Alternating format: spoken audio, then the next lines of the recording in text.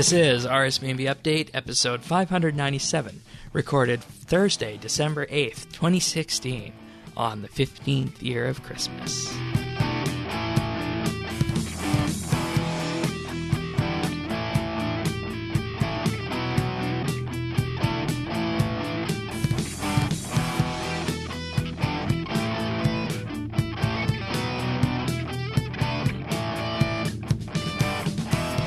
Hello, everybody, and thank you for joining us for RSBANDB Update. Joining Mr. Bistro and myself this week is Dave. You guys will remember him from Q2 of 16. Welcome back. Hello, hello. So, both of you guys are here this week. We're well into December, and we're kind of getting a glimpse at what Jagex's month ahead looks like. It's going to be Christmas and Sliskay's Endgame of the two things that are going to be released this month. So, and that's it. And, well, I mean, it turns out that Endgame is actually now slated to come out on the 19th of December. Which, you know, that's just that's the most perfect timing they could have done for this, given the fact that, you know, we're trying to wrap the podcast up and, you know, less than a week away is Christmas Day, and typically it's very hard to schedule podcast recordings and other things in the last week before that. And given the schedule, it's going to be a really interesting time. And, you know, it kind of threw the rest of the month schedule into the ringer, so to speak. So we're working through that, and I will not be surprised if I spend one day in that last week podcasting for about 6 hours, probably, based on the way things are going to go. So that's likely the way things are going to happen. But, you know, quests are always great, so we got to focus on those when they happen. But this week we got part one of the Christmas quest. They're calling it Frostworld this year. And this year they have taken the unusual step of allowing people to visit past Christmas events. So before we get too far into discussing the actual mechanics of these, what were your guys' first thoughts when you saw past Christmas events? Well, the first thing that came to my mind was, all right, what are they buying time for? Like, I sort of got the feeling it was kind of a fallback, not to discount the idea, because I feel like a lot of the holiday events in general have sort of deteriorated over the years. So my initial thought was, you know, they're trying to fall back on something, put a twist on stuff they've already done, and hopefully hit us with something big and, I guess, different next year. But I'm interested to see what this is all about nonetheless. So yeah. And, you know, of course, the big thing in December is Sliskay's Endgame. So there's that. How about you, Mr. Bistro? I actually think that this fits into the theme to close out the year, as it's the 15th year anniversary stuff. To actually go back and do past events, I think it's perfect. And whether they're buying time for things or not, I think it was the right decision to make. And frankly, I enjoy it. Yeah. You know, you initially log in and you think that you're just going to be replaying the events exactly as they were all these years ago. But there are subtle little differences along the way. And, I mean, you might not pick up on these if you've never done them before, or if you did them, you know, maybe in a rush when they initially came out, you might not pick up on them. But for all intents and purposes, these events released this week are relatively the same as what we saw released in previous years. So basically, as it turns out, what happens is you take the Christmas portal either in Prifdinus. You can access it through your holiday event portal. There's also Christmas cupboards you can enter in Lumbridge, Burthorpe, and Varrock. That'll take you to Santa's area. And then, you know, it's very reminiscent of the 15-year anniversary event. I'm glad you said that earlier, because the cupboards are also, there's another set of cupboards inside there that are in the exact same layout as we saw earlier in the year with the actual 15-year event, where you're going to be able to go into some of these. So you use these cupboards to access the past events. So that's kind of what they're alluding to here. And the ones we got this week are Land of Snow from 2007, Oh Little Town of Daemonheim from 2010. Yeah, you like that one, don't you? And A Towering Feast from 2011, which is the recipe for disaster kind of Christmas event set in the old Wizard's Tower, believe it or not. So that's what you can play through this week. I'm not going to go through too much of the mechanics of each of these unless there's anything jumping out at you guys. No, not particularly. Yeah, because, I mean, the vast majority of you guys listening will have played through these before, so it's not anything brand new. There's just little changes along the way. I won't spoil too many of them, but for example, in Oh Little Town of Daemonheim, you end up having a bottomless backpack, and when you reach your hand in, things don't exactly work as you expect them to. So those are the kind of little things you can look out for in these events that's different than the first time when you did them. I wonder if they're not allowed to call it a bag of holding. Oh, a what? A bag of holding. Why? Because those are pretty much endless, and they're from D&D. Oh, okay. I had no idea. See, I'm not sure. I've never done a that. little bit of a copyright issue there. Potentially. Oh, okay. I see. Didn't they have a bottomless bag in Harry Potter or something as well once upon a time? Yes, I believe so.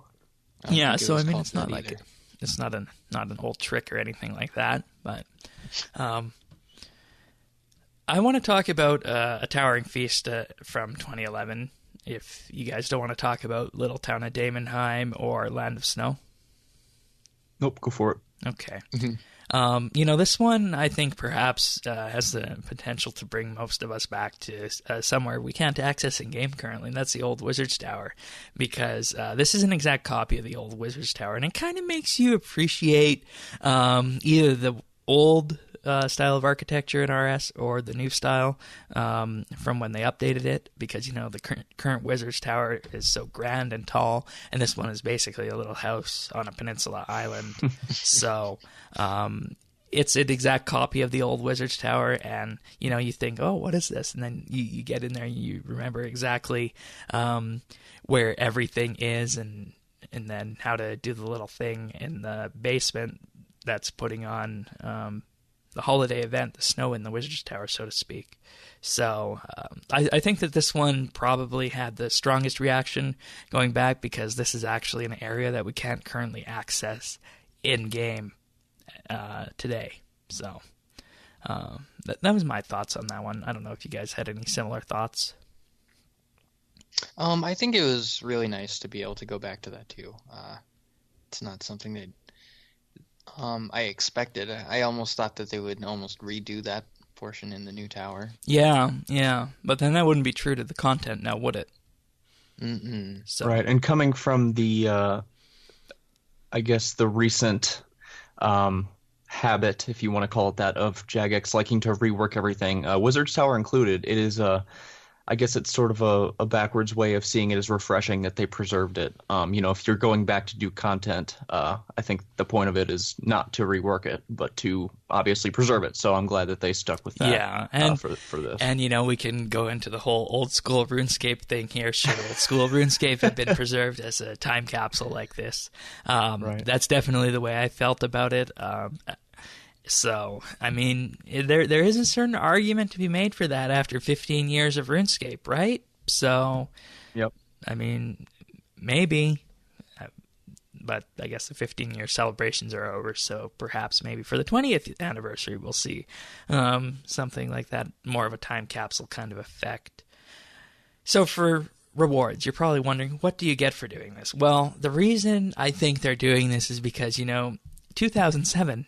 that was, we're coming up 10 years on that, and there's going to be people who are playing RS today who wouldn't have been playing it back then, so how are they going to get all these rewards for these Christmas events? Well, this is exactly how you get it. In addition to this year's rewards, which include an ice staff, shield, bow, and sword override, you also receive the snow globe from the 2007 event, as well as the snowdrobe emote, as well as all the past Christmas emotes that you would have received while doing these events. So you can pick up everything on this. I was really happy to be able to get the snow globe because I didn't get that. Yeah, First see, time. there you go. There's also a 2016 snowboard that you can pick up from the exact event itself, and rather than just having dead content in these areas after you do it, for the duration that the event is in game, you're going to be able to go back and access some skilling nodes. So in the Land of Snow, you're going to be able to do snowman building, which gives you construction and magic or ranged or melee experience, and this is of course based on how you have your combat set up in game. The seal sliding in the Heimland games gives you agility and dungeoneering XP, and then enchanted Christmas pudding catching in the old Wizard's Tower will give you cooking experience. So interesting that you can go back and take part in all these. I just have one complaint about this, and that is that this entire area is instanced, meaning you go in and you're by yourself. You're just getting all this XP, and there's going to be Which, in my no opinion, one sort of else takes away around from the you. whole atmosphere of the event. Exactly. Yeah. Exactly. Because you'll remember in the area, in the Santa area where we were doing the snowband building when the event first came out in 2007, that was a social area that you could go to, and there would be people around you that would also be taking part in that. So that kind of takes an element away from it. And I know there's also, going back to the 2014 event, in the Lumbridge Crater with the whole snowscape that was set up there. There was also a nice community feeling there as well that you could take part in, and the fact it wasn't instanced. And unless something is coming in 2 weeks, we currently don't have anything like that for this year's event, aside from the reindeer racing, which we talked about last week. So that is something, in my opinion, that's missing. I think we might see it again. There's definitely a lot more, or a couple other events that have the opportunity to do it. Yes. Yeah. For instance, like the snowball fighting in the crater. Yeah, that would be really good. I would love to see that come back. So now, do you guys think that in 2 weeks' time we're going to see the rest of the past holiday events come through? I would think and hope so. I think it's a general consensus that the 2005 Varrock Christmas tree event was pretty much the best event that they've really done. That and the scarves and the and the marionettes and all that. Marionettes and the hats. I think that if anything, I think that will be the last one they release, kind of like the big finale or the encore. That's because keep people playing until they get their favorite one. Yeah. So I think that's going to be because it seems kind of weird for them to just release like the scatter ones like 07 and then 11, So I think they're going to kind of pepper it throughout December, kind of like winter weekends. So we'll get to play each one rather than dumping, like all 10 or all 15 of them on us at once. So yeah, and I mean I don't think they'll put all 15 and in some ways that's why I'm a little bit concerned, is because I want to make sure that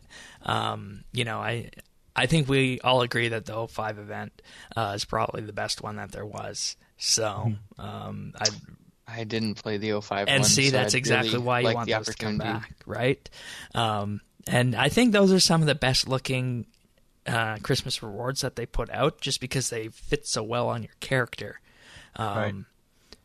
So fingers crossed that we'll see something like this. And I mean, like, you can still go back down to that workshop underneath Diango's house, but of course nothing happens there. So I mean, the assets are still there. There's no reason not to do it. So that's definitely one we're hoping for. So 05. Now let's assume they're going to choose 3 other ones. Which other ones do you think they should put in? The one, what was the one where you helped with the big feast or whatever in Snowland? I forgot what that was. That's already in there, the Towering Feast. 11. Was that it? Yeah, that was it. Okay, it had like the mulled wine and all that? No, not that one. I think that was a couple years ago. Yeah, that was a couple years ago. Okay. They should bring back the one with Jack Frost and. All right. With the snow imps and stuff. Yeah. Yeah. Okay. Those are the main ones that I remember. So I guess for what it's worth. Anyone for Astray in the Manger? That was the 2012 rings a event. bell, but I can't recall what happened in that. That was the 2012 I can't event. a pet stray dog. You basically help them get back to home, and then you ensure people receive their Christmas wish with that by helping the snow imp do that. So that was a kind of a wintry one, but not a full Christmas theme. A Christmas warble. That was the candy cane Don't know that year. one at all. Don't recall, no. Okay. That was with the dramatic point emote. That was 2009. 2008 was the Myths of the White Land, which was actually a quest, believe it or not. Was that with the Queen of Ice? That was with Explorer Jack, right? I believe so. Yes, Explorer Jack, and that's when you got the Santa suit, 08. So okay. I think that would be a good one. Yeah, I think 05, 08, because that kind of completes the outfit, and I think that's what people wanted. And if you guys remember, I'm gonna open this old wound here from when Power to the Players first came out. They said past holiday events rewards for loyalty points. And that update never happened. The poll came and went, and it was never spoken of again on stream or anywhere. So I'm thinking that, that kind of idea was just thrown out. So perhaps that could be something that they do. So 05, 08, and I don't know, maybe 12, for example. But that would be straying the manger, so I don't think so. No. But we'll just have to wait until the 19th to see what arrives for that. But, I came into this and I was thinking, I've done all these before. Is this something that we really need to do for this event? But then you get going on and you remember how to do it, and you remember, the rewards that came from it, and you come to the understanding that it's not that bad. And to celebrate 15 years of RuneScape, we've been looking back all throughout the year, whether it be with the 15-year emote or the actual 15-year event that happened in January, that, RuneScape has a history, and we've been appreciating that all year. So why not appreciate that with this year's Christmas event? So I think Indeed. that's a good way of going about that. Anything else on the part one of this event before we move on? Nope. Okay, then. We did mention last week that there was no mention of the festive aura being brought into game, and Called it. Yeah, there you go. That did come back this week with all the benefits that everyone expects. So you can use it daily for a half hour to get a 50% XP boost up to a cap of maximum of 50,000 XP earned, as well as, of course, the festive Christmas wings. Pick it up from the loyalty shop guy if you don't have it already in your bank. Yeah, you were spot on with that, calling that last week when that wasn't in game. So Yeah, it's such a simple thing. There's no way they wouldn't include that. yeah, and plus I think part of it might have been is that we didn't hit December when that update hit, so it might not have made sense to release it on that exact day, and they had to wait till the first update of December. So that would be my rationale behind it. All right, patch notes. A couple interesting ones this week. You guys ready to go? Ready. Let's do it. Okay, so for those who have done Children of Ma, you'll now be very disappointed that the darkness effect used in Ma's nightmares is no longer active when leaving the nightmares, much like the smuggling thing last week. Another way to kind of sneak out of there with that effect. I know lots of people probably enjoy doing those kind of things. And I know you, Mr. Beaster, you like talking about the RuneScape drug experience from Oh my God. Vampire Quest. You're not going to let this die. No, I don't do that. When someone brings something up like that, it definitely has to keep coming back. Oh, God. No, it's cool to play the game with a different kind of filter on. There's nothing wrong with a different kind of filter. All right. And it doesn't need to be associated to drugs. Virago's entry hit is now capped at 12,500 for normal mode and 14,000 for hard mode. I've never done Virago before, so maybe one of you guys can enlighten me on what this is about. When you first do Virago with your group, you all take a hit.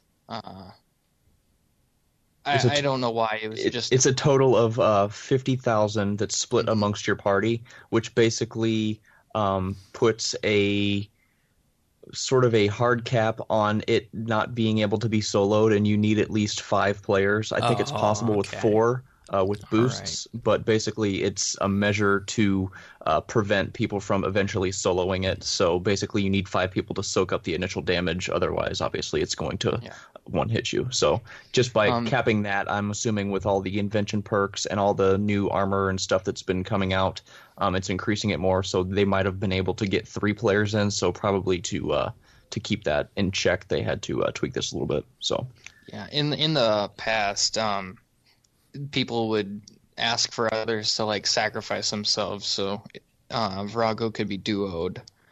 So I'm guessing that this is something that just kind of has to do with that too. Kind of a formality, yeah.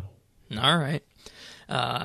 In other PVM news, Araxar's web shield no longer carries over to Araxi when switching phase. That's good. I mean, because they're different entities, so it doesn't make sense that shield effect should carry over.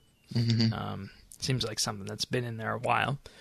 And you know, it's interesting that this was here this week when a couple of weeks ago we talked about the stomping mechanics again. So, yeah, I mean, this just touches on the whole fact that still rubs me wrong about RuneScape and just its engine in general. I've said this before, just with how like bossing and stuff works. I think they're very limited on how the engine, you know, in the response time, since it's on the click system rather than real time.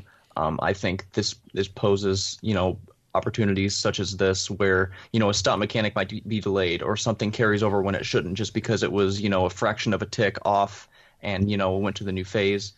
But it is what it is. So I'm not going to sit here and, you know, gripe about it. But we could talk about tick rate for every podcast week in existence and find things that would be messed up if they changed it or find reasons to change it going forward. Right. I mean, at this point, I don't think it's going to happen because it'd just be too much work to rebuild the game from the ground up. Oh, sure, yeah. And, you know, whenever I talk about it, you know, I'm not necessarily looking for a rebuild of the engine. I'm just thinking they need to, I think, realize the limitations of the engine and work to that, because I think reworking the game engine would probably be more catastrophic than EOC in terms of community division. Oh, yeah.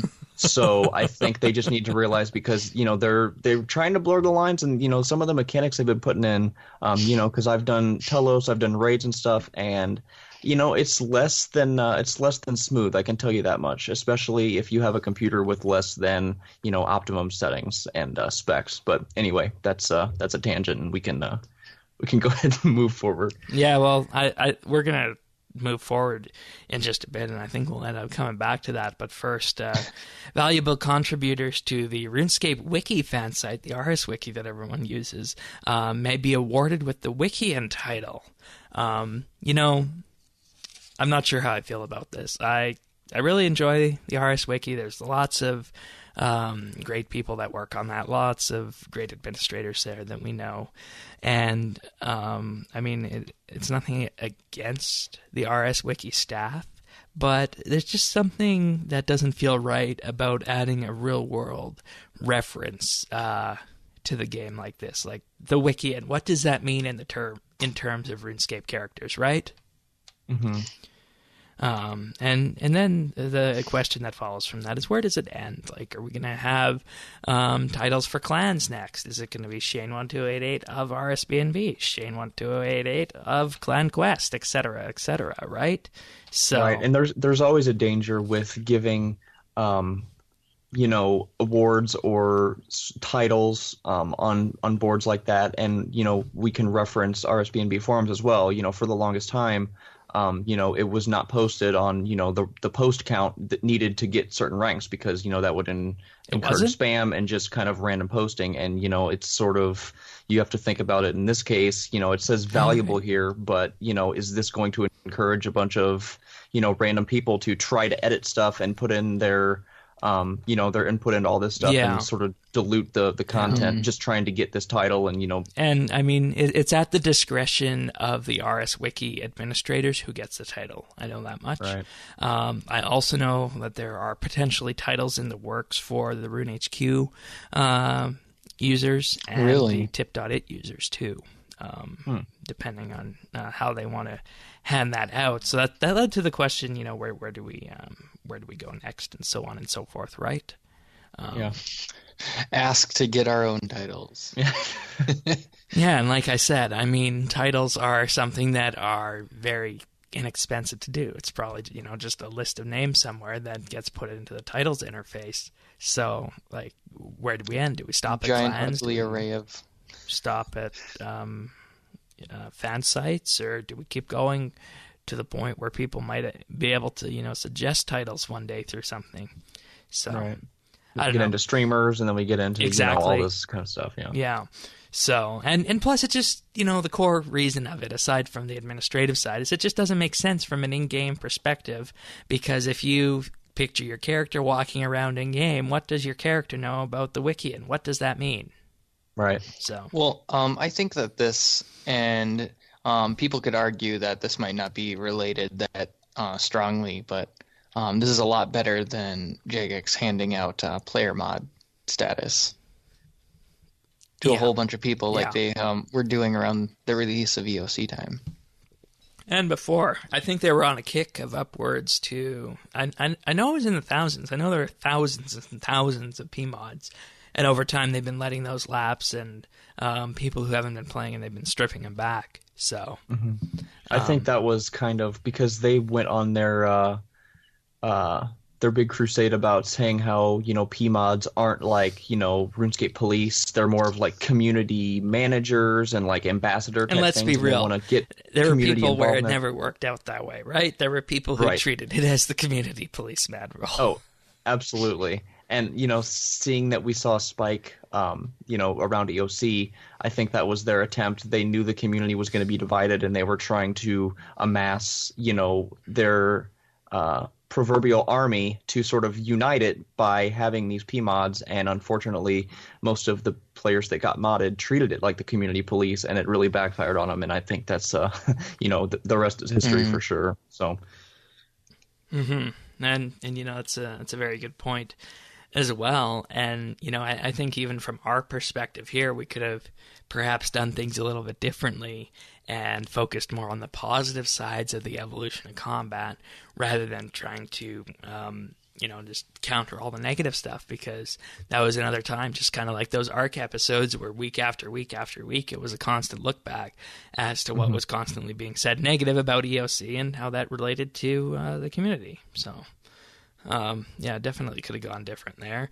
And I think we can bring this back to the whole Wikian title by saying that is this a kind of a labeling thing that Jagex wants in the game? And I mean, I don't know exactly how many of these titles are going to be out there, but if it's a sizable amount, then it's going to be visible, and people are going to feel maybe some division from that. I don't know. They shouldn't, but they very well could.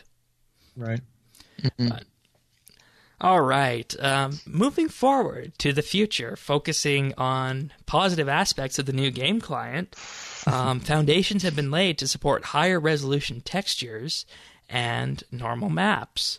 Also with this, an uncompressed textures option has been added. Anyone who has taken the time and looking at the various textures, prime example of this is in Prif. The textures there are all relatively low resolution, and you can see the pixelation on them. So it's nice to know that now that we have the capability with the NXT client, at some point in the future, we can get true high-resolution textures, just as we have in other games. I'm really interested to see what they do with this, and I would love it if, we could go back to Prif, for example, and get high-resolution textures there. Because, I mean, if you look closely at the stained glass, if you attempt to use the stained glass in the Tower of Voices as a actual piece of stained glass, you'll see the pixelization there. So it'd be nice to have high-resolution textures brought in for that. I wonder if this was something that they waited to do until more people were moving off of the Java client. Yeah, they would have to, and I think the fact that we got a toggle now in game for uncompressed and compressed textures tells us that the release of some uncompressed textures are imminent, probably with the release of Sliske's Endgame, if I had to take a guess, and then of course for updates of 2017 as well, and I would just like to remind everyone out there that if you are on the NXT client, even though NXT, aside from lighting, shadows, and water, looks relatively like the Java client, including or excluding draw distance, the NXT client has all the features of every modern game that you play on your computer. So that kind of stuff is possible in the new client. It's just Jagex hasn't had the need, nor would it fit with the look of RuneScape currently. So there's lots of options going forward here. Mm-hmm. They also added an option for enabling anisotropic filtering. And you guys are probably wondering, what the heck is anisotropic filtering?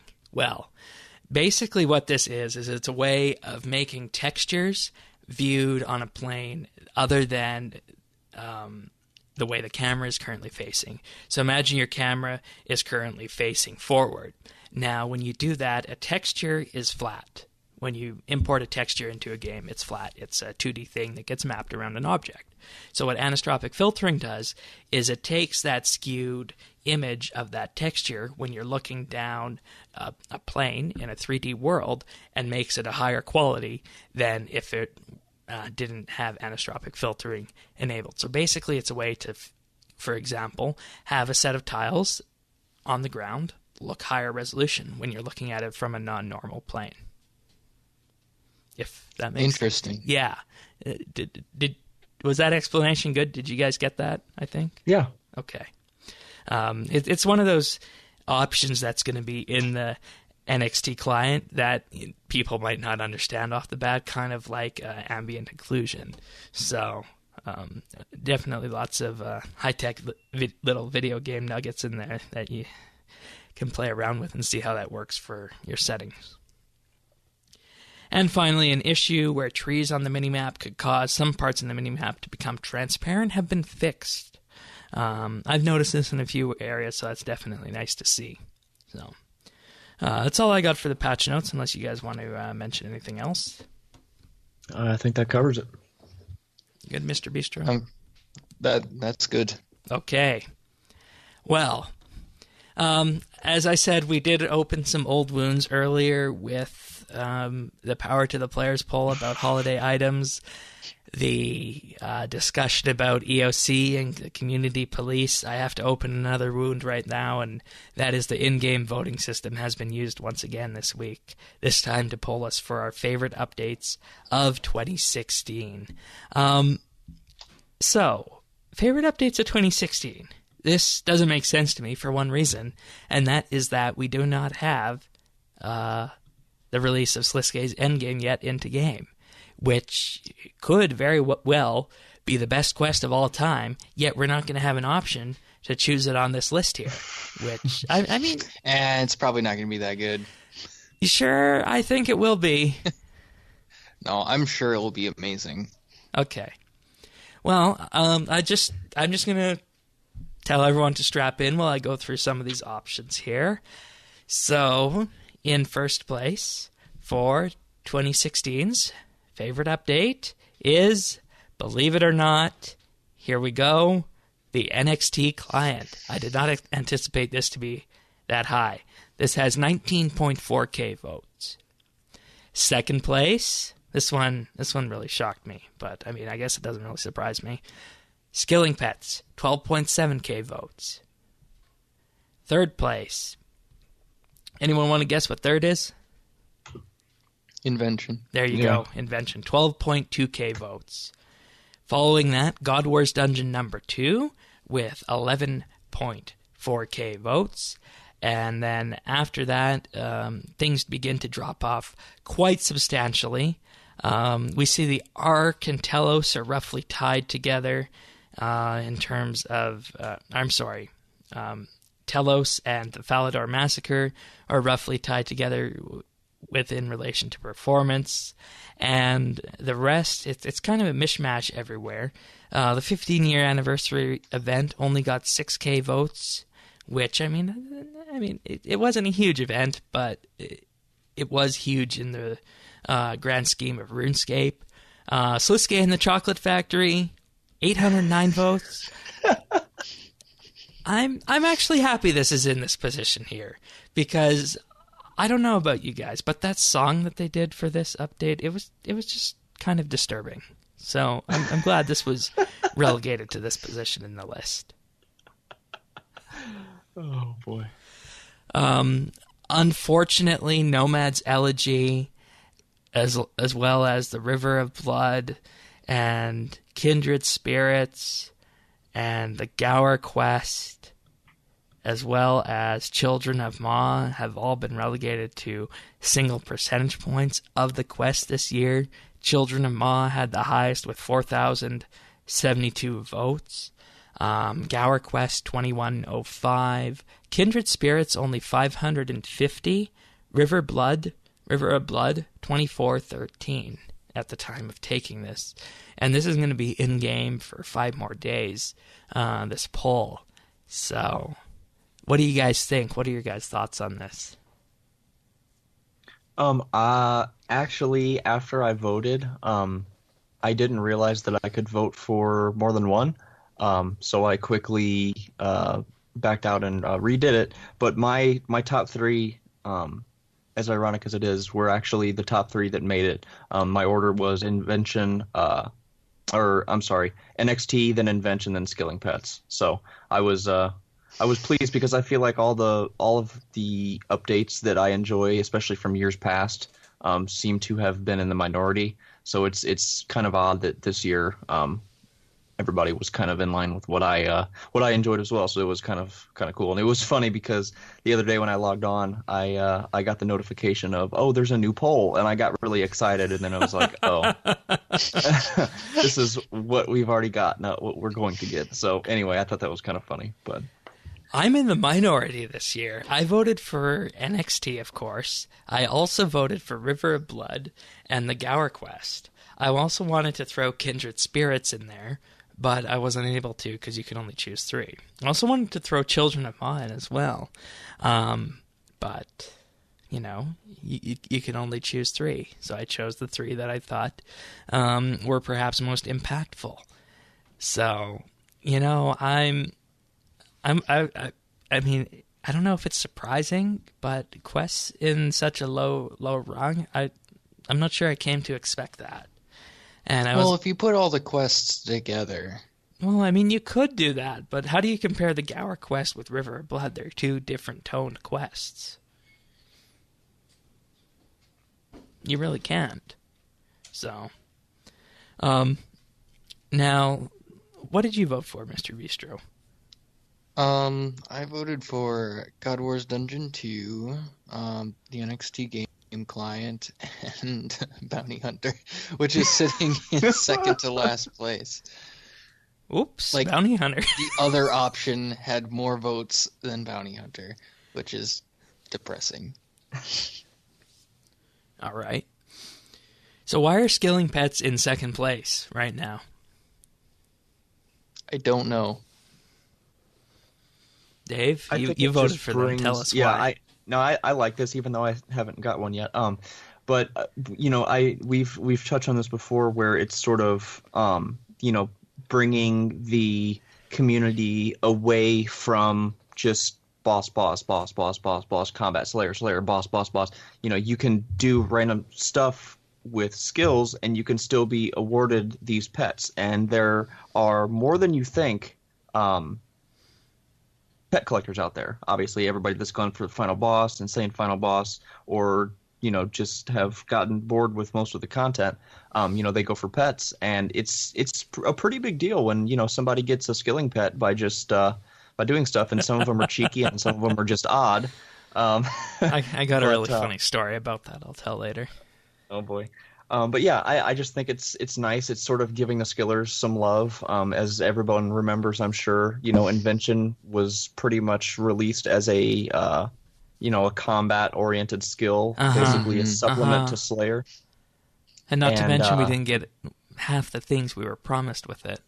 right, and then a couple months later, they're like, oh yeah, here's the skilling stuff. So unfortunately, that's kind of how the game and the community has been. It's combat first, and I guess we'll slip some skilling stuff in. But as we're seeing with the development of the mining and smithing rework, they're bringing the balance back to the game of being able to make a competitive income to as if you were to just do Slayer or bossing. And I think adding in the little rewards such as pets to skilling is a step in the right direction. And I think it was mentioned that they'll be adding titles sometime for skills and stuff like that. So I voted for it mostly because, like I said, it's a step in the right direction, and I think it needs to be recognized for that and not be sort of lost in ooh, God Wars 2, because then they're gonna be like, oh, that did good, let's do God Wars 3, God Wars 4, and they'll keep focusing on the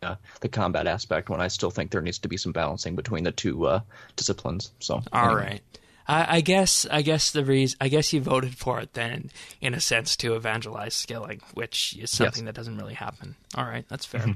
And my biggest beef with skilling pets is just that they're there, and well, just wait. Let me just wait.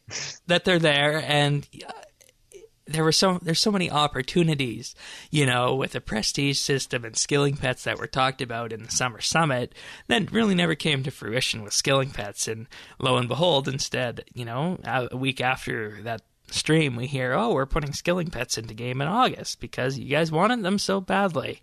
So you sort of feel like it's more of they released a go figure, a shell of something when they could have definitely filled it out a lot more and sort of fed it through a couple different. Well, yeah. I mean, I think part of the reason that they didn't do that and they just put them in is because of the immediate reaction from the community, which, I mean, isn't always the best way to go, because we saw what we've seen so many times what happens when you have an update that isn't explained properly and the players don't get it, and why, and then what kind of a toxic thing that becomes. It happened with EOC for parts of the community.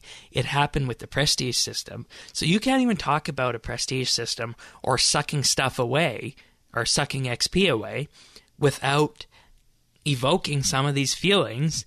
And I think that is ultimately some of the knee-jerk reaction that's there that caused the skilling pets to come out not even 8 weeks after that stream happened. So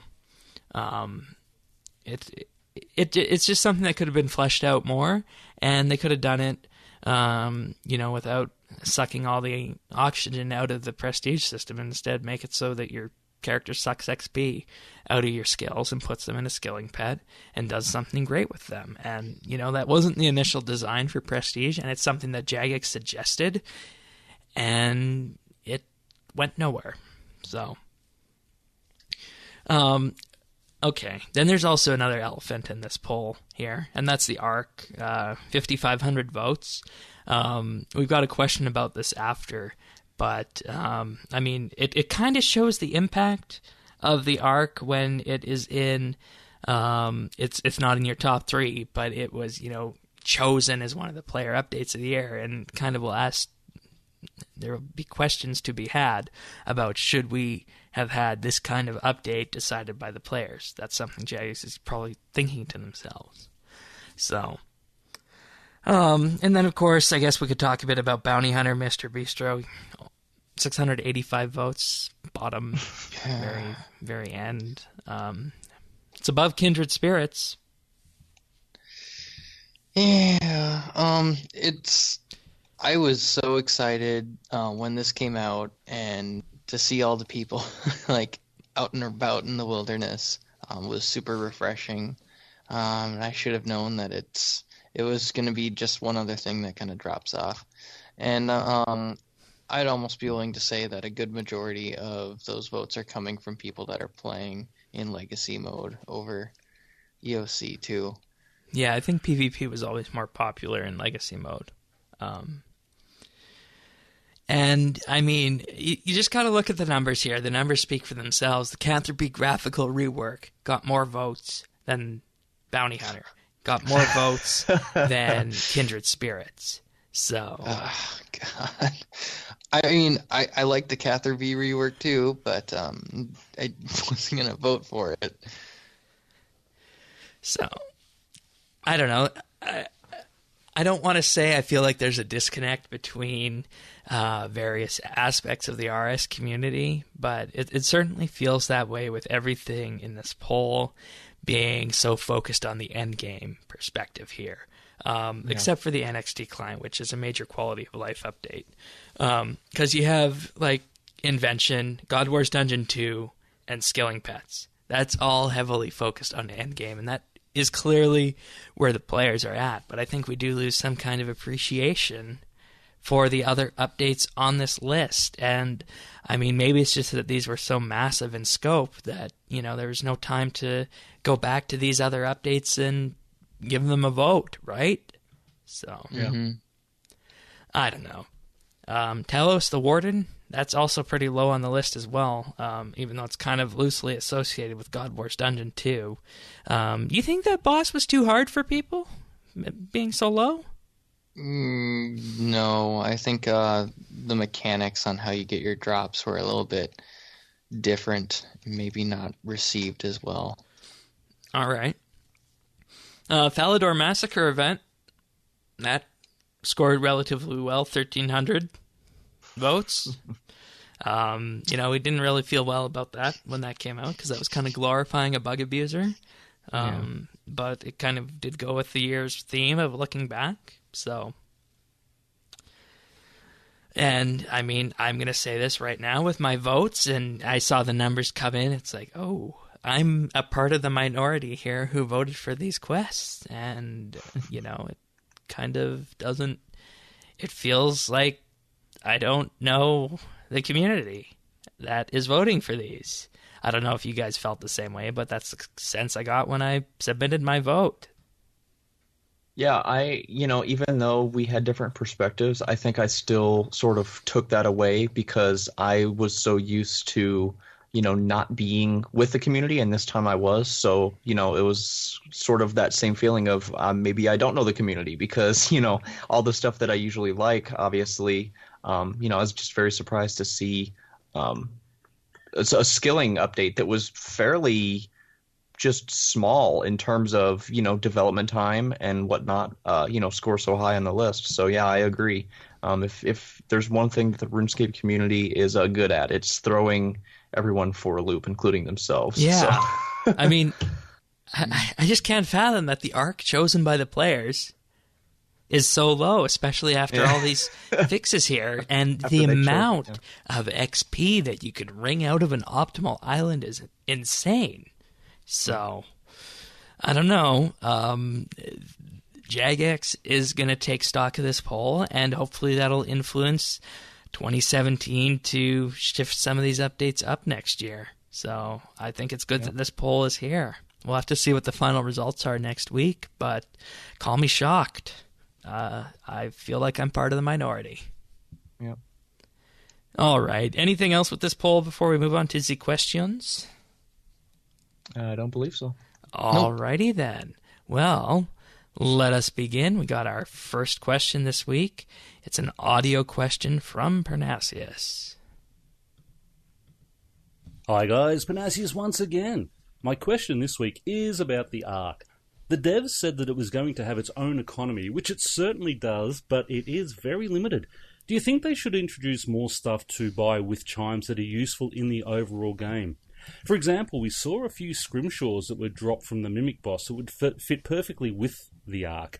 And they are pretty useful, they have to do with slaying and such, so really handy ones. Do you think these would be a good item and others similar that a player could buy only from traders in the Ark that they could use to keep them coming back to train? And gather chimes, since once you have unlocked everything, there's really no point in returning. They spent 6 months developing this part of the game, and to just get a few weeks real play before unlocking everything seems a huge waste of resources to me. What do you guys think? Thanks for your discussion in advance, and I'd like to wish you and all your listeners a very Merry Christmas and a happy and safe New Year. Well, here we are. I mean, we were just talking about this, the ARC polling low at the very bottom of the poll, and as Pernasius said, and as we said, 6 months development time for an update chosen by the players, and Pernasius adds on, most people will finish this within 2-3 weeks, and you end up with a piece of content that is lacking players. So thoughts on the closed economy and maybe having more benefits that we can have in game. So let's start with you, Mr. Bistro. Yeah. Dave. Okay, sorry. Dave, go ahead. I was going to say, I'm going to go ahead and dive in on this, pun intended, because I'm actually there right now. Yes, to answer your question, I think there's always room for improvement, especially with, RuneScape updates, not to discount, things in the past. But yeah, I definitely think there could be more, rewards in the ARC to bring people back, because it really is. It's, 2-3 weeks when you're done. I can tell you with utmost confidence, as soon as I, get my last few unlocks here, I will be done, and I probably will not be back. Because I've been here for, a solid 2 weeks, and I'm literally just doing this for the, trim completionist requirement, and then I will be done, because nothing really, grabs my attention in terms of, outside of the required, items to check off the list. Dare I say they could add some consumables like we saw with, the RuneSpan and having the massive pouches, something that, degrades in a fairly short amount of time, which would require people to come back and, participate in, making soups and, getting chimes and stuff like that, to sort of supplement either skills or combat, maybe a certain specific type of potion or a boost that would, sort of bring the relevance of this update, bring it up, obviously, or, tie it in with ports a little bit more. It still feels a little disconnected from, kind of the thing that invented this part of content. Is that was really worded very weird. But yeah, I definitely think there's room for improvement in terms of rewards, because in a sense, it really does just feel like Dimension of Disaster, where it's just kind of like a grind inside of its own little thing. And once you get all the rewards, you kind of leave and you don't really come back, because it's not really a part of the surface world. So anyway, those are my thoughts, and I think that whether it be consumable or just a few more scrimshaws or pieces of equipment, I definitely think there's room there for improvement. So, I mean, we completed the three the piece sets on the tier 85 tank armor from ports, so there's that. But beyond that, there's not much you can take out of it. So no, I think you guys all hit the nail on the head. What do you think, Mr. Bistro? I think that they should vastly expand on the things that you can take out. It should be a much larger economy than it currently is, especially if it's going to be separate, because if there's just that few of items, then can you really call it a separate economy, or can you call it like a reward shop? Like a mini game, yeah.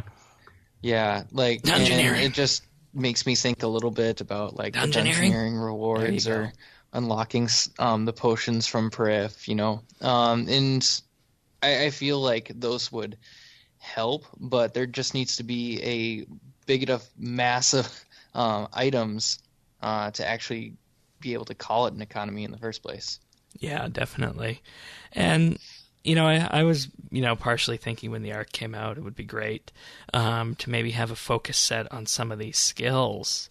I mean, we have herblore and stuff that is done in the ARC, or ports rather, which is one thing. I mean, we have rocktail soup. Why not bring out shark soup into the real world and have that be something you can sell for GP or chimes, or maybe have it be an unlock that you can do. So there's reason to get the components from ports to make, or from the ARC to make that happen. Another thing that you could do, have a whole new set of potions. I mean, you could get the potion ingredients from the Ark. We already have mushrooms. We already have all the berries. And, the berries reek of the bird's eggs. The bird's eggs sat in our banks for all these years, and then they were finally used when summoning came out. What use are the berries you get from the Ark right now, aside from breeding berries, which is practically like breeding Pokemon, I'll say again. So I think that if they had focused instead on the port skilling side of things and had that tie into the reward, that definitely would have made a reason to keep coming back and get these rare materials there, because I think there's a segment of the player-based population that does like building their own items and not necessarily training through just, I'm going to buy 50,000 blue dragon hides on the Grand Exchange and then make them into dragon hide tops and then call it a day for crafting XP. There are people who do that, but there are people who also like to gather their stuff from the game, make consumables and whatnot, and then sell them off for a price. And then in doing that, earn XP and GP along the way. And I think it could have been a good way to reinvigorate some of the skills that were talked about that we did back in our summer, the SOS State of Skills podcast. So the Ark would have been a fantastic opportunity for that, because when you think about it, there's 9 skills involved in player-owned ports. So you can definitely tie those in to the Ark, and then tie those in as well to the main game economy and fix things. And just because it means a whole new economy doesn't mean that you're going to be spending GP on it. You're going to be spending your Ark components. So I think they could have done that, but at the same time, you can see where the problem arises, because if you did this, what would you get? You would get GP out of them, but at the same time, I think they wanted a place where you could where you could go to the Ark and not necessarily, just have it as a way to make easy money right off the bat. So I think that's probably why they didn't do that. But at the same time, that's what it needed to encourage people to keep coming back, because that's what, if you look at the most popular updates in game, that's how they keep people coming back. So, and, the fact it was voted so low on this list proves that, as you said, Dave, it's basically a comp requirement at this point, right? Yep. Unless you're going there for a specific reason. All the birds and whatnot. It's probably seldom known if you haven't gone to the Ark yet, but you can unlock a gnome glider by finding one of the castaways to go to the Ark. So you don't need to take your boat. You can just go straight gnome gliding there. So there's lots of little things like that, and if it had expanded out to the main game, then perhaps we would have seen more like that, but at the same time, that would have also expanded on development time. So maybe it was a case of things being inefficient. We'd have to ask Sirion about that. So I don't know. It is something that is, I don't want to say disturbing, but it is something that is troubling for the updates of 2016, the way the ball kind of bounced and what we got. So I don't know. I don't think there's anything else we can do to make it better at this point, aside from, or that would not make it really overpowered. I don't know if that's a statement you guys agree with or not. Yeah, adding rewards to it, unless you add a significant amount of rewards or a system to which those rewards revolve around, it's basically going to be, expanding an activity rather than expanding an economy. And you have to be careful because then you get into a thing, is this going to be like dungeoneering, where it's just like everything is, they're releasing all skills again, but with like different components. Very good point.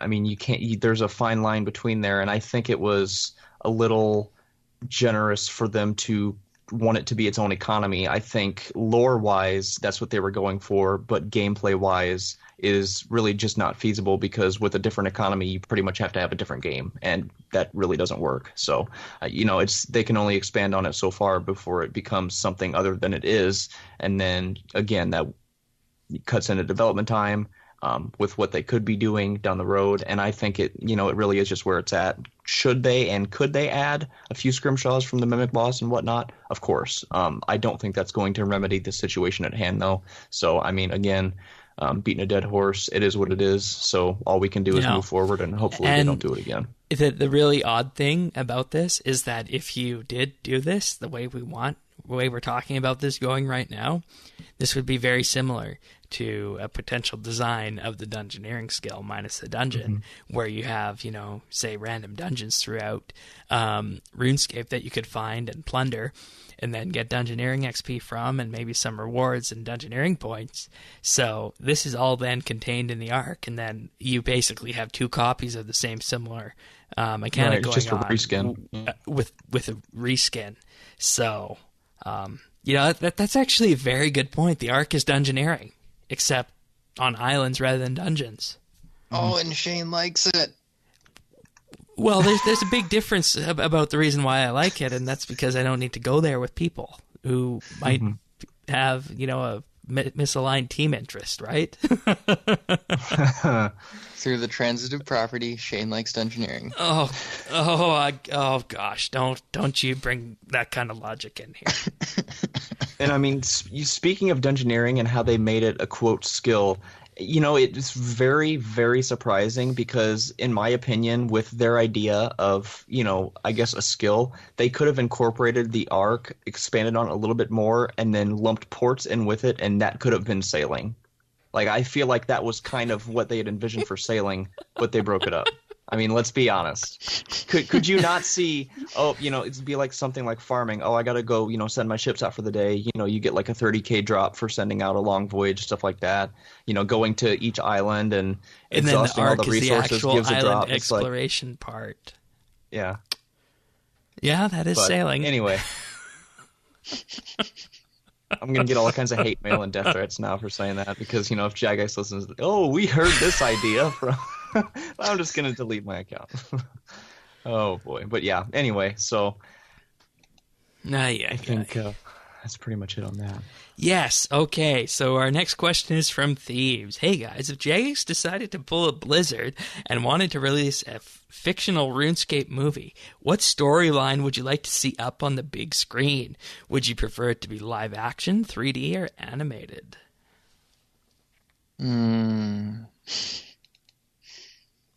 Like, you need to make 6 movies about this, but I could definitely say it would be the entire Majorat questline. Yeah, I was going to say Majorat or the just the whole elf questline all the way from Plague City up to... But that would be kind of slow, I think. There's not that much action in those series, right? Yeah, that's true. But in the true Hollywood fashion, you gotta skew from it, and you gotta make at least a trilogy. You gotta string it out. Yeah. I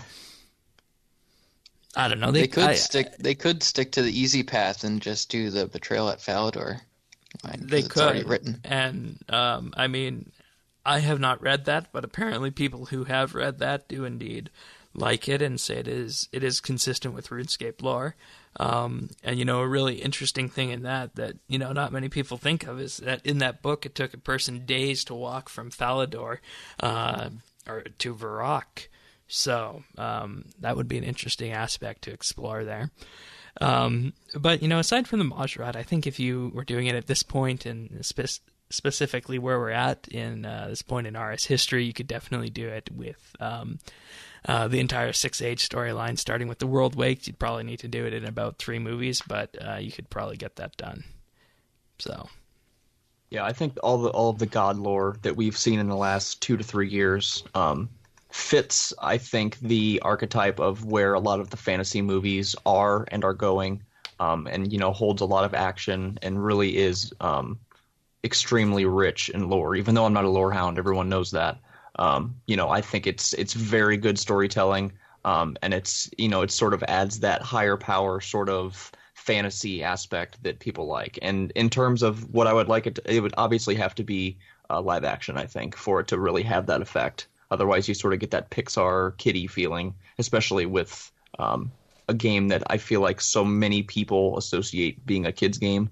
I think Warcraft did that very well in making, live action and not doing like a CGI type production. I think the live action really brought it to life and brought it to the audiences that even didn't like Warcraft. It was like, oh, this is still a good movie because, it's not cartoony and it still has those, aspects to the film. So has Pixar made a movie for adults yet? Yes. It's animated? I don't think it's actually Pixar, but it's the same like animation style. Okay. Yeah. What was it called? Sausage Party. Oh, okay. You're kidding. They made that? No. They did not make that. I was saying it's not Pixar, but it's that same Oh, style of like DreamWorks Pixar, like the CGI sort of. You'd think it would be a cartoon, and then you watch the okay. trailer and they drop the F-bomb 3 times. It's like, oh, okay, I get it. So, All right. Yeah, you, I was surprised, so I'm glad I heard that wrong. I think that a good story that they could do is the vampire one. Oh, that would be good because I think that's nice and contrite, and they could do a movie on each one. It would probably take a decade, but there you go. Well, I don't think they would even need to do a movie on each one, but there's enough story to go back where they could even go all the way back to That was the really deep and hallowed lore, lands too. and Yes. just build up. Yeah, Yeah, good. that would work well, I think. And when it comes down to it, I think that if you are looking at things, you have Majorat, Six Age, and vampires is probably the deepest lore in the game. We've wanted to go deeper on the gnomes and whatnot, but I don't think that would really lend itself to a movie. The elves is just there, so I think there's 3 good options right there, and live action would probably be the best way, following that from 3D, but definitely not animated, because I think that if you did animated, I don't know. I personally don't think that would sell. no, I mean, if you did animated, it would really just feel like somebody put a voice to like all the fan-made comics, around the community, and it would just seem sort of, I mean, for lack of a better term, just too cartoony. You couldn't really take it seriously, and it would not. I guarantee you, it would not pull in people from outside of the community, and sort of pitch the idea of the game and the lore within. You can't really portray that across, in a cartoon type thing. Yeah, So. and if you did it with 3D as well, I mean, I think that would fit well with the way RuneScape is, but it wouldn't necessarily expand out beyond that, unless for some reason those kind of 3D animated movies like the Sausage Party one you mentioned do become mainstream. So at the same time, I could totally imagine there being a movie called, the Lord of Vampirium something. So I think that would work really well. All right, that was great. Anything else left on that one? Nope. Oh, I don't think so. All right. Well, if you guys want to send us in questions, you guys know how to do that. Email them to questions@rsbnb.com or leave us a voicemail at the Google Voice number, or text message can go there as well. That's 571-57BNB, 571-572-2632. All right. Moving on to tech news. Couple of interesting tech news stories this week. You guys remember Pandora? Yes. Oh man. Yeah, this goes way back to That relic. one of the first services that offered streaming music online before that was the way of the future, so to speak. Pandora was basically the first service where it would try and tell you what you wanted to listen to. You'd enter in your favorite songs, then it would create radio stations for you. Pandora is rumored to be launching a Spotify competitor next year, and it will be called Pandora Premium, and it is going to be lightly based off the service they bought last year called Rdio, and its chief competitors will, of course, be Apple Music and Spotify. So basically, this will be a competitor to both of those, with the exception of the Pandora factor, which is that it will use your listening history and likes in order to suggest similar music that you might be interested in. And of course, for anyone who has used Pandora before, you will know that is precisely what Pandora's claim to fame was, is that it would basically categorize each musical song based on its attributes and then suggest things that sounded similar or had a similar tone to them to kind of introduce you to new things. And I don't know about you guys, but I remember always hearing about Pandora. And Pandora was the thing you would use if you were looking for new things to be interested in. So it'll be interesting to see how successful they ultimately are with this, which going up against the huge juggernaut of Spotify. So I think that Pandora might be doomed to fail. in this situation. First of all, because of their name that they decide to go with. Like Pandora Premium or Spotify. There's Just Spotify Premium as well. Yeah, but no one says Spotify Premium. They just say Spotify. And when someone's going to say Pandora, for all of us who've used Pandora in the past, we might immediately assume, oh, like streaming like radio stations of recommended music that you might like. So I think that it's got to get past its name a little bit to be more of a streaming like service. So this competitor is going to be on demand, correct? Where you can like search for a song That's and just right. play it on demand. That's That's going to right. be their competition with Spotify. Yep. Okay. My initial thoughts, and I really don't think there's too much more reading into this, is obviously Spotify has been doing that, obviously for, they were one of the pioneers in the whole on-demand thing. And then, RDO was kind of in the shadow of them. So Pandora bought them, and then they're going to try to compete with Spotify. And what I'm going to say is the only way they're going to even be able to compete with Spotify is a lower price. Other than that, I guarantee you Spotify users will not be like, oh, I'm going to go use Pandora Premium now, because that's not going to happen. The only thing is if they're significantly cheaper and their library is significantly larger, because the social aspect of Spotify, being able to share music, see what your friends are listening to, share playlists, stuff like that, I think outweighs pretty much every other service, obviously. And I've been paying for Spotify for, I think, a little over 2 years now. And, it's basically my Netflix. I don't pay for Netflix because I'm not a big movie person. I pay for Spotify. So Spotify is my Netflix. And a lot of people feel that way. They have it linked to their Facebook, all their social, sites. Yeah, I mean, that's just the bottom line. You are not going to get Spotify customers to switch to Pandora Premium unless you have a significantly better price. Sure, you will pick up people that have only used Pandora and haven't, decided to venture out and try Spotify because, they've always used Pandora, and it's like, oh, okay, oh, this is cool. You'll get your loyal Pandora customers, but you're not really going to get any Spotify customers. So Yeah, and that's my opinion.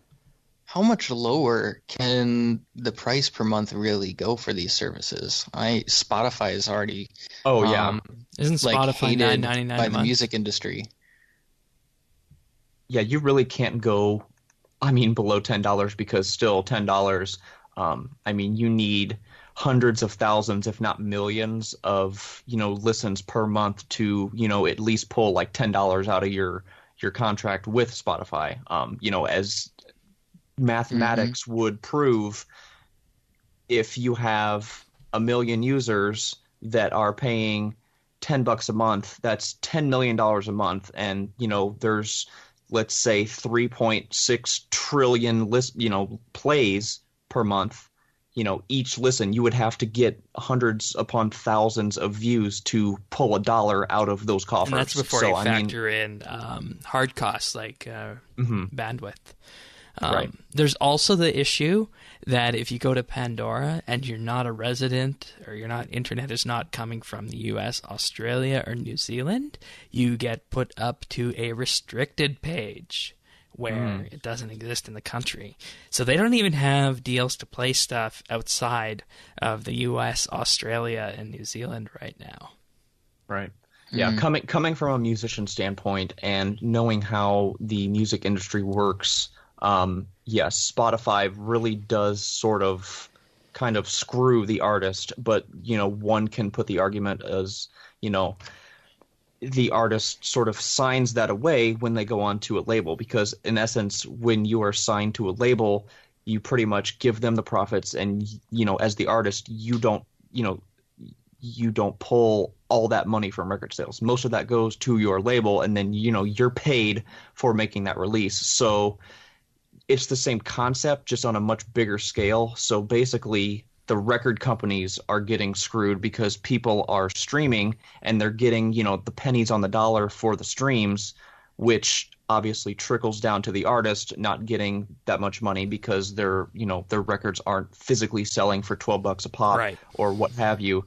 So yes, And it's in and you terms, can't do I'm surprised they haven't taken it down Yeah, with all the and you can't do DMCA a and race stuff to like the that. bottom for this like you did for the App Store or for the purchase of individual tracks. You can't do a race to the bottom for that, I don't think. Like you said, it's not going to go any lower, so there's no competitive aspect right there. Right. So. And while both services and most all streaming services offer that, recommended list of artists and stuff, there's probably, I think I'm generous Is it in any saying good? that well, yeah, I think I'm generous in saying that, only about 10% of the music that's on Spotify actually pulls money that's worth pulling from those coffers without, because, there's obviously the fees and the transfer, stuff Right. like that. You're not going to go to the trouble to withdraw $3.72 because, all these little guys that are on there aren't on there to make money because the fact of the matter is they're not making money. They're just getting exposure. So So basically what you're trying to say is that unless it can become huge, there's no way for it to really be successful because it's going to have to be at a lower price. So it's going to need to have as many users or more as Spotify to be able to send the money out that it needs to. Right. Okay. Well, I mean, I guess then they're going to be on their namesake of opening a Pandora's box and and relying on their past success of telling people what to listen to. So, Yeah, I but think it's a bad decision. Yeah, and here's why it's also a bad decision going forward. We're entering a stage of applications and whatnot where the idea of machine learning and compute time that you need to run things based on machine learning is getting so inexpensive that anyone from Apple to Spotify could hire the right engineers and build a machine learning algorithm to source music that people like to listen to and then run it on servers. That's the way things are going. And it's not something that is going to be easily sellable going forward because lots of people are going to be able to do it. So we'll just have to wait and see. But something that is indeed selling is the Apple Watch, believe it or not. Our next piece of tech news relates to the Apple Watch and the record that the device actually set in the Thanksgiving/Black Friday holiday weekend. Apparently, during this weekend, the sales of the Apple Watch set a record high, and that will make this quarter the best ever for the product. Direct words out of Tim Cook, CEO of Apple, saying that. And basically what this means is that the gadget sell-through rate, that is how many are actually sold to the consumers, rather than, just how many are on the stocks, are actually moving. So the product is actually moving, which is something that is entirely new for this category of device and this device from Apple. And, this is way up from when it was estimated, because there have been no actual reportings on how many were sold. It was estimated that there were 1.1 million units of the watch sold during the third quarter of 2016, down 71% from the year-ago quarter, same time last year. So the fact that they set a record for the amount of sales, I think, is showing that people might be warming up to this kind of device, or that Apple finally hit the right price point on this. How much was the price point reduction? They reduced it $100 this past spring. So it's currently sitting at around $299 US. For the base entry model. And they also did update them at this year's iPhone event to have the new CPU in them and ultimately use less battery. So if you buy an Apple Watch now, you're getting a much better device than you would have if you purchased them this spring at the $100 price cut. So it's either it's at a right price point or people are finally warming up to an advanced wearable, because the vast traction in the wearable market has actually been from companies that run cheaper, like Fitbit primarily. So I think it's a healthy combination of both, to be completely honest. I think they hit the sweet spot, and when people are starting to warm up to such devices, I know VR has seen quite a spike, this year, just with, I think, people accepting that and sort of, warming up to that is, okay, well, let's take, what else is there? Oh, Apple Watch. Oh, they reduced the price. Okay. I think they're playing off each other, and I think, it's just really been a combination of timing with both of them. So yeah, I was actually wrong about the price. $269 US for the base model in the US. If you just want the standard sport band with the aluminum casing. So, and that's a huge improvement from what was initially $399. So, Yeah. It still, of course, asks the question of where does this fit? And, there hasn't necessarily been a killer use case for this yet, but it kind of does show going forward that the market is indeed prone for change, kind of like what you said relating to VR.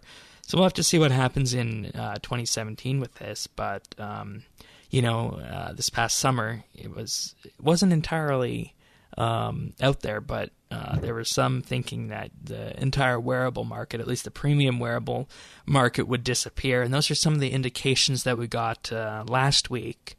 It was a contender for last week's tech news, but Motorola announced that they will not be doing a new Android Wear device in 2017 because of low demand.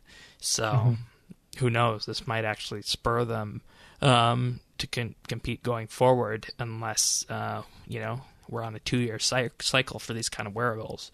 Because when you ask yourself, I mean, who wants to replace a watch every 2 years? That's something you do for a smartphone. Typically, you get a good watch and it lasts for a long time. So, right. We'll just have to wait and see. And who knows? Maybe someone will finally come up with an application that everyone just has to have with these devices. Yeah, I don't think there can be a high-end market for things until it's well established. So, I guess with the price coming down that significantly, it's not as surprising as I originally thought. Yeah. All right. Well then, moving on to our final piece of tech news, we're going to talk a little bit about Windows 10 once again. Microsoft making some waves in China, discussing the future of Windows 10 and its ARM architecture support. ARM is the architecture that runs all our smartphones. x86 runs our desktop computers. And the applications that run on an ARM architecture, your smartphone and your desktop, are incompatible normally. So it's a huge story when Microsoft talks about its version of Windows 10 that already runs on ARM and has, since the very beginning, being able to run x86 applications on an ARM-based Windows 10 device. They tried something similar to this when Windows 8 first shipped, but it was highly limited in terms of the applications that were available, largely due to the uptake of Windows 8. But ARM-based Windows 10 devices have seen some improvement. And while, it's not necessarily the main thing we want to talk about today, the fact that there's going to be some support for x86 applications on ARM-based Windows 10 devices, i.e. smartphones, this does point towards a future in which Microsoft will probably be publishing a device next year that runs on ARM and encourages everyone to use Windows 10 standard applications on it, and the rumored form factor for this would be the upcoming Microsoft Surface Phone. So basically, by Nokia. Well, maybe by Nokia, or it could be by someone else. I think it would have to be by someone else to really, have a true chance at succeeding. Someone who can manufacture volume and someone who can manufacture high quality. But just imagine a Windows 10 phone that has a strong enough CPU in it that you can connect it to a 1080p display, do work in Photoshop and Microsoft Office on it, disconnect, and then it just serves as your standard mobile computing device. that's what Microsoft is looking at in 2017 with this announcement. Which, when you compare it to Apple's mobile strategy, or Google's for that matter, is entirely different. So, I'm really interested to see what Microsoft will do about this, and it could be their chance to kind of shake up their corner of the mobile market and maybe get some more users over towards their platform. So, that's good. That's what I'd like to see. I don't know. I've been hearing a lot of like innovating stuff coming from Microsoft, or definitely. like reforming themselves in a way that I would not have expected a couple of years ago. Yeah, and I mean, I've long maintained that Microsoft has a superior technical vision of the way they want things to go and what they think we should all be doing in 5 or 10 years' time. And it's often the case that, they have the research to back this up, but they don't actually have the implementation that normally falls to Apple, because Microsoft is, of course, well known for its Windows operating system, Microsoft Office, and all of the enterprise software they provide. Not really a consumer-facing company aside from Windows and Office, which is unfortunate because they got lots of great stuff going forward with the Surface line and their HoloLens VR technology. So just when you see the way they want to go with this with one platform, it kind of makes sense that we're going to see a Surface phone that can do this next year. So just imagine being able to play RuneScape on your phone. Ho, ho, ho. The dream. Yeah. Of course, the screen would probably be a little bit too small, but hey, it is what it is. So, yeah, it's going to be very interesting because Microsoft has been aiming for this for so long, and no one has managed to pull off a cross-platform device that can use all applications seamlessly. So, should be interesting next spring. It's pretty cool. Indeed it is. All right. Well, that's it for tech news, unless you guys want to mention anything else. I think that wraps it up. Okie dokie. So we do have a skill of the month going on for December. It is the Dungeoneering skill of the month. And oh boy, this is very interesting, isn't it? Mr. Bistro, you're lacking.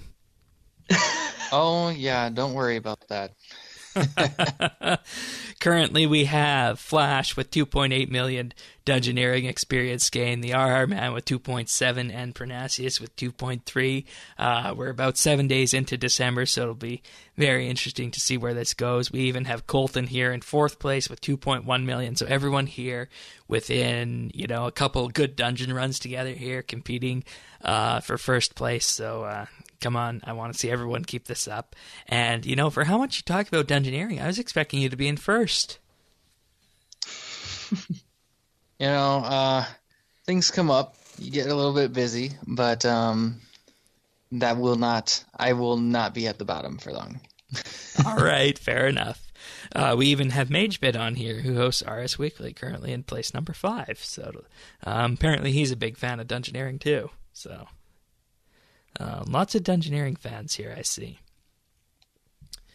All right. We also do have this past month's Informer Roundup, which you can find at informer.rsbnb.com. A list of November-based items written, of course, by King Cullen that highlights everything that the Informer writers did past month. So you can give that a read at informer.rsbnb.com. All right. So we do have some achievements of the week. You guys ready for these? Mr. Bistro, you want to run through them? Yes. Okay. First, we have Jesse Pinkman with 120 Dungeoneering on December 5th. And then Such XP Waste got 99 Mining on December 2nd. Congrats to you both. Indeed. Congrats. Very interesting name there. Such XP Waste. Apparently not. Yeah, apparently Call not. me crazy, but apparently not. That's great. All right. Well, before I take over again for Pick of the Week, I'll say that once again, we do have the forum running for 2016 clips for RSBANDB Update Clip Show. So if you're interested in sending us a clip for this past year, just head on over to update.rsbnb.com/clips. Tell us your favorite moment of the show. It could be when we decided that we're in the minority of RuneScape players this year on this week's episode. Just fill the form in. let us know when it was and what was in the clip, and we'll include that on the year's clip show. Also, of course, still taking suggestions for who should host this year's clip show. I do have two of this year's co-hosts on this podcast right now, if that helps you decide. Or if you have another idea entirely, you can fill that in there. But that is something that we can definitely talk about, who should host the 2016 clip show. Mm-hmm. All right. So, pick of the week time. Neither of you guys have a pick of the week, correct? No. All right. Well, I do have one that I can share this week, and it is called darksky.net. So, basically, what this is a website that allows you to see the weather that is around you currently. They have web apps, and they also have the ability to download applications for iOS and Android. But in the event that you do not want to download an app, you can just head on over to the website, and it'll ask to use your location. And then you can get some really interesting and useful weather graphics for how things are shaping up around you. So the first thing you're presented with is a huge map of the temperature contours in your area. So with that being said, you can kind of see how cold it is here right now. Then if you click on one of the days below that, it gives you a full day outlook of how it's going to be by just what is a great use of text and line art that really generates a modern looking weather application that, is just minimal and easy to use. You don't get none of the ads or flash stuff that you do on weather.com. And if you really want more information, you can find all this on Dark Sky. So it is very in-depth if you want it to be, but at the same time, it can also be very simple for your use. So, while it starts off with temperature, you can get all the way down to pressure and ozone levels.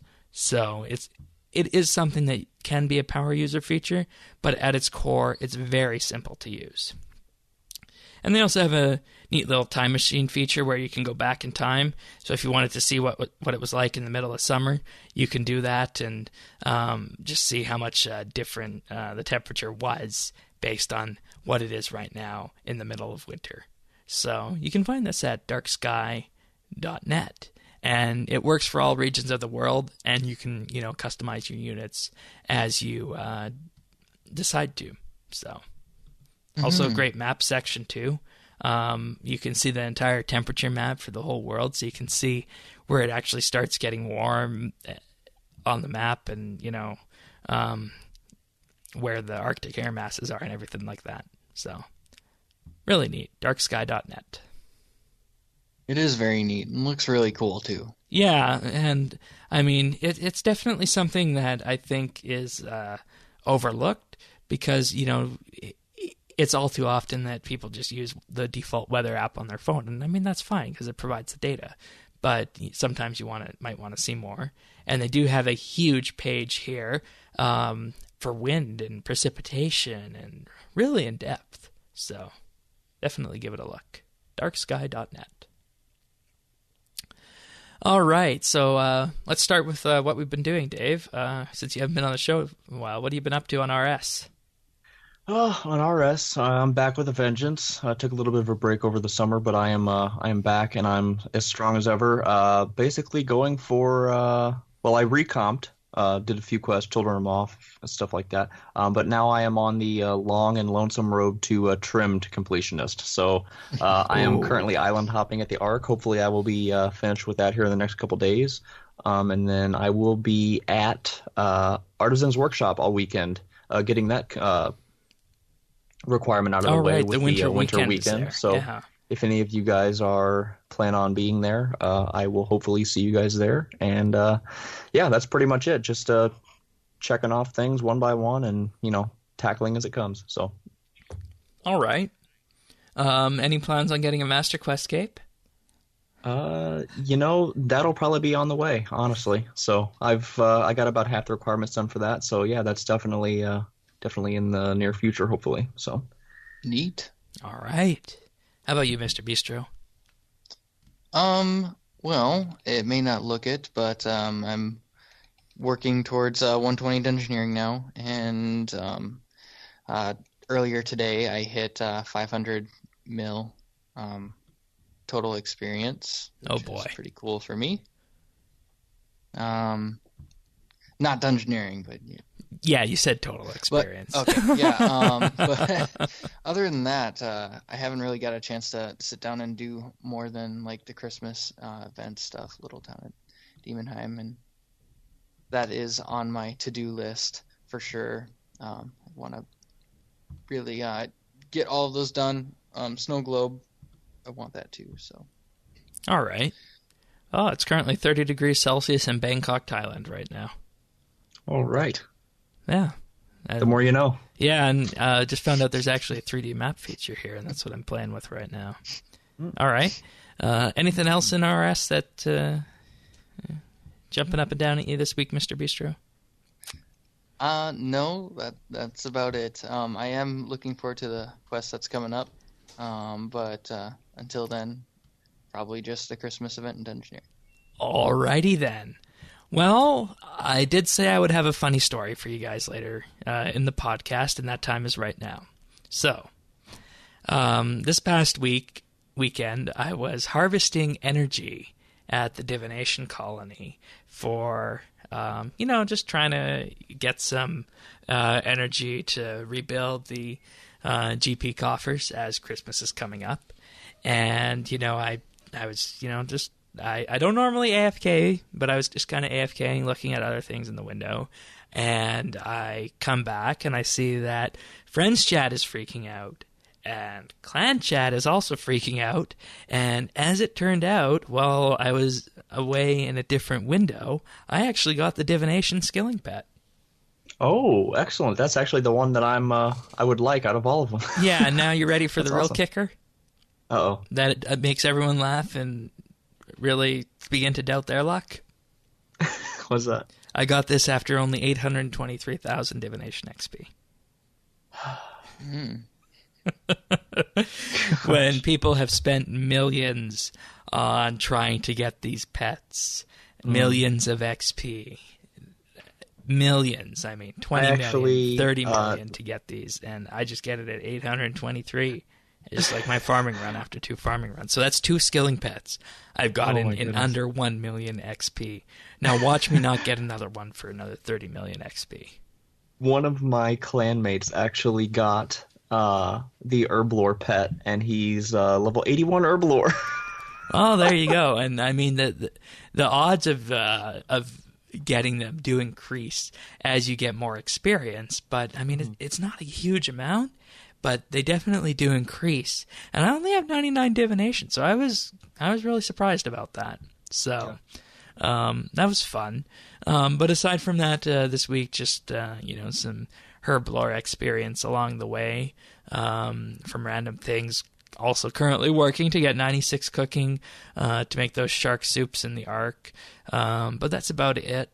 Probably I think I have enough money in the coffers to be able to pull off what I want at Christmas, so be moving on to other things and reactivating that herblore project in the next coming week or so, which is super expensive, if anyone hasn't realized right now for herblore. So that's my focus currently. But I believe that's about it for RuneScape news right now and other things. So that means that RSBANDB update has come to an end, unless there's anything else you guys would like to talk about. I think that's it. Okay, then. Well, Dave, thank you for coming back and joining us on the podcast. It was great having you. Well, thanks for having me.